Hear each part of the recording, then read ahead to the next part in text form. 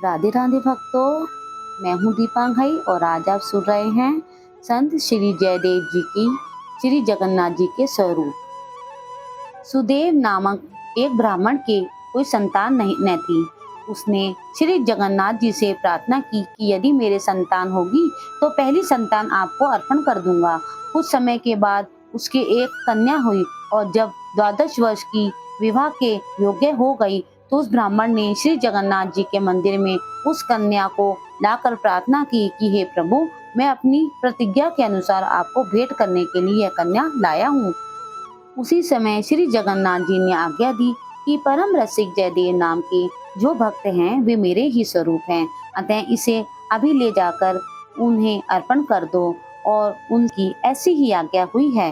भगवान की आज्ञा पाकर वह ब्राह्मण वन में वहां गया जहां कविराज राजभक्त श्री जयदेव जी बैठे थे और उनसे बोला, हे महाराज, आप मेरी इस कन्या को पति रूप में अपनी सेवा में लीजिए। जगन्नाथ जी की ऐसी आज्ञा है। जयदेव जी ने कहा, जगन्नाथ जी की बात जानी दीजिए। वे यदि हजारों स्त्रियां सेवा में रखें तो उनकी शोभा है, परंतु हमको तो एक ही पहाड़ के समान भार वाली हो जाएगी। इसलिए अब तुम कन्या के साथ यहाँ से लौट जाओ। ये भगवान की आज्ञा को भी नहीं मान रहे थे। यह देखकर ब्राह्मण खींच गया और अपनी लड़की से बोला, मुझे तो जगन्नाथ जी की आज्ञा शिरोधार्य है, मैं उसे कदापि टाल नहीं सकता। तुम इनके ही समीप स्थित होकर रहो। श्री जयदेव जी अनेक प्रकार की बातों से समझाकर हार गए, पर वह ब्राह्मण नहीं माना और अप्रसन्न होकर चला गया। तब वे बड़े भारी सोच में पड़ गए। फिर वे उस ब्राह्मण की कन्या से बोले, तुम अच्छी प्रकार से मन में विचार करो कि तुम्हारा अपना क्या कर्तव्य है, तुम्हारे योग्य कैसे पति होना चाहिए। यह सुनकर उस कन्या ने हाथ जोड़कर कहा, मेरा वश तो कुछ भी नहीं है, चाहे सुख हो या दुख, यह शरीर तो मैंने आप पर निछावर कर दिया है। श्री पद्मावती जी का भावपूर्ण निश्चय सुनकर श्री जयदेव जी ने निर्वाह के लिए झोपड़ी बनाकर छाया कर ली। अब छाया हो गई, उसमें भगवान श्याम सुंदर की एक मूर्ति सेवा करने के लिए पधरा ली। पश्चात मन में आया कि परम प्रभु की ललित लीलाएं जिसमें वर्णित हो ऐसा एक ग्रंथ बनाऊं। उनके एक निश्चय के अनुसार अति सरस गीत गोविंद महाकाव्य प्रकट हुआ।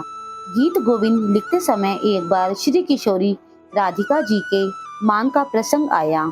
उसमें भगवान श्याम सुंदर ने अपनी प्रिया के चरण कमलों को अपने मस्तक का भूषण बताकर प्रार्थना की, इसे मेरे मस्तक पर रख दीजिए। इस आशय का पद इनके हृदय में आया, पर उसे मुख से कहते तथा पद्मावती द्वारा ग्रंथ में लिखवाते समय सोच विचार में पड़ गए कि इस गुप्त रहस्य को कैसे प्रकट किया जाए। श्री जयदेव जी स्नान करने चले गए। लौट कर आए तो देखा कि वह पद पोथी में श्याम सुंदर ने लिख दिया है। इससे जयदेव जी अति प्रसन्न हुए और संकोच त्याग कर माधुर्य रस की लीलाओं का गान करने लगे। गीत गोविंद की महिमा। जगन्नाथ धाम का राजा पंडित था। उसने भी एक पुस्तक बनाई और उसका गीत गोविंद नाम रखा। उसमें भी श्री कृष्ण चरित्रों का वर्णन था। राजा ने ब्राह्मण को बुलाकर कहा, यही गीत गोविंद है, इसकी प्रतिलिपियां करके पढ़िए और देश देशांतरों में प्रचार करिए।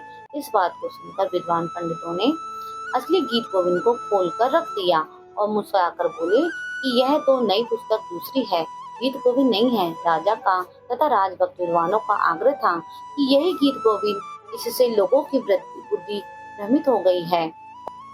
कौन सी पुस्तक असली है, यह निर्णय करने के लिए दोनों पुस्तकें श्री जगन्नाथ देव जी के मंदिर में रखी गईं।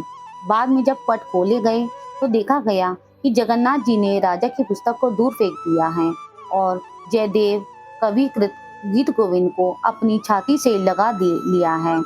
इस दृश्य को देखकर राजा अत्यंत लज्जित हुआ।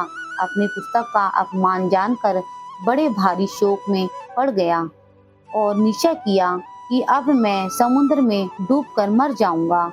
जब राजा डूबने जा रहा था तो उस समय प्रभु ने दर्शन देकर आज्ञा दी कि तू समुद्र में मत डूब। श्री जयदेव कविकृत गीत गोविंद जैसा दूसरा ग्रंथ नहीं हो सकता है, इसलिए तुम्हारा शरीर त्याग करना व्यथा है। अब तुम ऐसा करो कि गीत गोविंद के 12 सर्गों में अपने 12 श्लोक मिलाकर लिख दो।